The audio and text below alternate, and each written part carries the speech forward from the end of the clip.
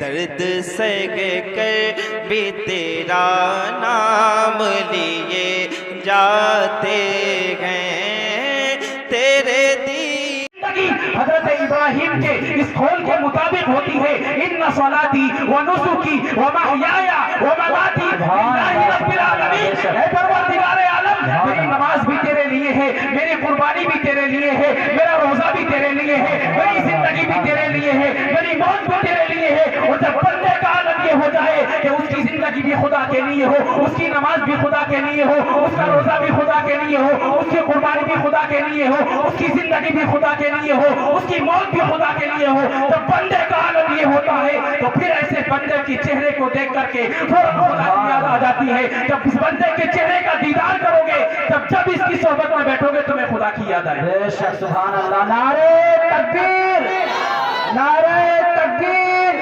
نعرہ رسالت، مسلک اعلی حضرت، جشن عید میلاد النبی، جشن عید میلاد النبی، علامہ مجیب الرحمن صاحب، نعرہ تکبیر۔ بلکہ اللہ فرماتا ہے، سبحان اللہ، سبحان اللہ۔ یہ میرے جو ولی ہوتے ہیں، حدیث قدسی ہے، لا يزال العبد يتقرب إلي بالنوافل حتى أحبه فإذا أحببته كنت سمعه الذي يسمع به وكنت بصره الذي يبصر به وكنت يده التي يبطش بها وكنت رجله التي يمشي بها۔ اللہ فرماتا ہے کہ میرا بندہ مجھ سے قریب ہوتا رہتا ہے، نفل نماز پڑھتا ہے، نفلی عبادتیں کرتا ہے، رات کو قیام کرتا ہے، مجھ سے قریب ہونے کے لیے، میرے منصب حاصل کرنے کے لیے، مجھ سے منصب حاصل کرنے کے لیے، میرا بندہ میرا تقرب حاصل کرنے کے لیے رات دن کو روزے رکھتا ہے، رات کو قیام کرتا ہے، عبادتیں کرتا رہتا ہے، حتی احبہ، یہاں تک کہ میں اس کو اپنا محبوب بنا لیتا ہوں۔ اور جب میں بندے کو اپنا محبوب بنا لیتا ہوں تو میں اس کا کان بن جاتا ہوں جس سے وہ دیکھتا ہے،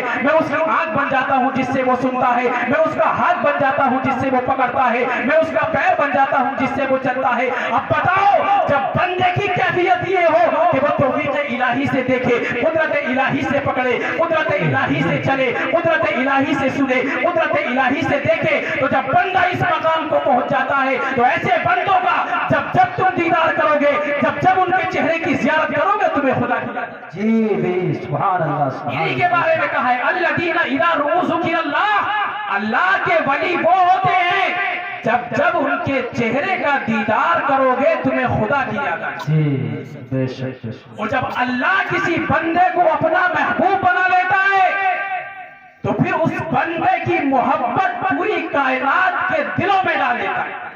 بے شک، جو اللہ کا ہو جاتا ہے پوری کائنات اس کی ہو جاتی ہے۔ بے شک، بے شک۔ بلکہ حدیث قدسی ہے، جب اللہ کسی بندے سے محبت کرتا ہے تو حضرت جبریل کو بلاتا ہے، فرماتا ہے جبریل میں فلاں بندے سے محبت کرتا ہوں، تم بھی اس سے محبت کرو۔ پھر حضرت جبریل اس بات کا اعلان تمام فرشتوں میں کرتے ہیں کہ اے فرشتوں، اللہ فلاں بندے سے محبت کرتا ہے، تم بھی اس سے محبت کرو۔ پھر تمام فرشتے اس بات کا اعلان تمام کائنات میں کرتے ہیں کہ اے لوگوں، اللہ فلاں بندے سے محبت کرتا ہے، تم بھی اس سے محبت کرو۔ اس طریقے سے اللہ رب العزت جب بندے کو اپنا محبوب بنا لیتا ہے تو پوری کائنات کے دلوں میں اس بندے کی محبت کو ڈالتا ہے۔ اللہ فرماتا ہے ان الذین آمنوا وعملوا الصالحات سیجعل لهم الرحمن ودا، جب بندہ مجھ پر ایمان رکھتا ہے، نیک عمل کرتا ہے، میرا تقرب حاصل کرتا ہے تو پھر میں اس کی محبت کو پوری کائنات کے دل میں ڈالتا ہوں۔ سبحان اللہ، بے شک، بے شک۔ پوری کائنات کے دل میں اس کی محبت بن جاتی ہے۔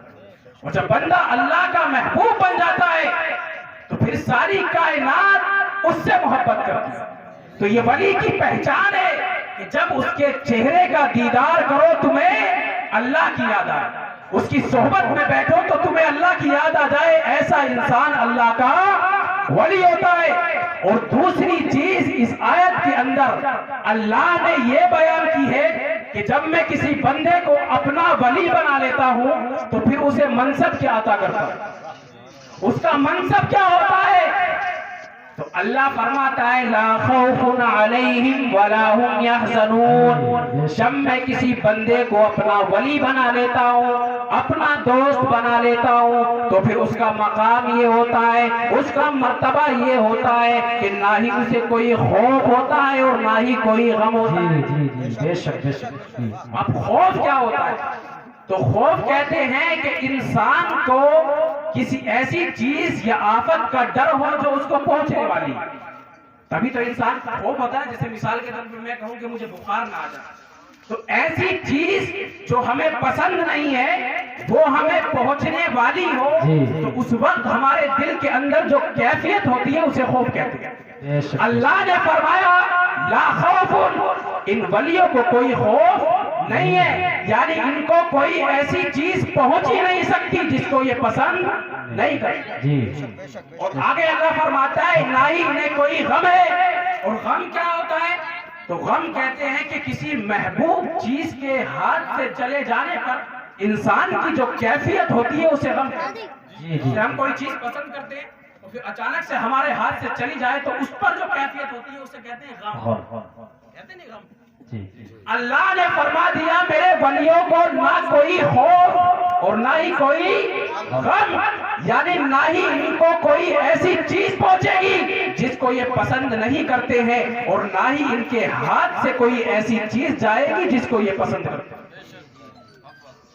مطلب یہ ہے کہ یہ جو چاہیں گے نہ ہو وہ نہیں ہوگا، اور جو یہ چاہیں کہ ہو جائے وہ ہو جائے گا. جی جی. اور یہی وجہ تھی کہ غوث اعظم رضی اللہ تعالیٰ عنہ کا مہینہ چل رہا ہے کہ غوث اعظم کو اللہ نے جب اپنا ولی بنایا تو ان کو ایسا منصب، ایسی طاقت عطا فرمائی کہ وہ جو چاہتے تھے ہو جاتا تھا، اور جو وہ چاہتے تھے نہیں ہوتا. اور 11ویں کا مہینہ ہے. آج تقوی کی میں نے پہچان بتائی ہے کہ ولی کی پہچان کیا ہوتا ہے. اب آؤ غوث اعظم رضی اللہ تعالیٰ عنہ کے تقوی کو دیکھتے ہیں کہ آپ کے تقوی کا کیا عالم تھا، آپ کی پرہیزگاری کا کیا عالم تھا. تو جب ہم تاریخ پڑھتے ہیں تو ہمیں ملتا ہے کہ غوث اعظم کے تقوی کا عالم یہ تھا کہ آج جب ہم جوان ہوتے ہیں تب ہم پر نماز فرض ہوتی ہے، جب ہم جوان ہوتے ہیں تب ہم پر روزہ فرض ہوتا ہے. لیکن غوث اعظم کے تقوی کا عالم یہ تھا کہ جب رمضان کے مہینے میں پیدا ہوتے ہیں، ماں نے بار بار دودھ پلانے کی کوشش کی، صبح سے شام تک لے کے دودھ پلانے کی کوشش کی، بچے نے دودھ نہیں پیا، ماں گھبراتی ہے آخرکار بچہ بیمار تو نہیں ہے، کوئی پریشانی تو نہیں ہے، دودھ کیوں نہیں پی رہا. لیکن جیسے ہی مغرب کا وقت ہوتا ہے اذان کی آواز آتی ہے اللہ اکبر اللہ اکبر، اور اس کے بعد میں جب غوث اعظم کی ماں نے کوشش کی بچے کو دودھ پلانے کی کوشش کی، فوراً عبد القادر نے دودھ پی لیتے ہیں. ماں کو اندازہ ہو جاتا ہے کہ میرے بچے نے جو دودھ نہیں پیا وہ اس لیے نہیں پیا کہ آج پہلی رمضان تھی. غوث اعظم کے تقوی کا عالم یہ تھا، ان کے پرہیزگاری کا عالم یہ تھا کہ بچپن میں بھی رمضان کے مہینے میں اپنی ماں کا دودھ نہیں پیا. اور آج ہمارا حال کیا ہے؟ ہم کہتے ہیں کہ غوث اعظم کا دامن نہیں چھوڑیں گے. تو غوث اعظم کا دامن نہیں چھوڑتے تو غوث اعظم نے تو بچپن سے ہی آپ کے تقوی کا عالم یہ تھا کہ آپ نے رمضان کے مہینے میں کبھی بھی اپنی ماں کا دودھ نہیں پیا. اور یہ ایک مرتبہ کی بات نہیں تھی، بلکہ جب رمضان آتا تھا غوث اعظم اپنی والدہ کا دودھ رمضان میں نہیں پیتے.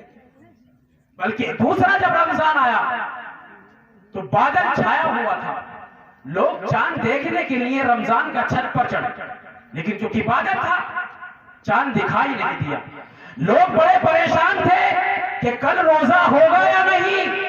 جیلان کے لوگوں نے کہا چلو عبد القادر کے گھر چلتے ہیں اور دیکھتے ہیں کہ عبد القادر نے اپنی ماں کا دودھ پیا ہے یا نہیں. اس لیے کہ جب رمضان کا مہینہ آتا ہے دن میں عبد القادر اپنی ماں کا دودھ نہیں پیتے.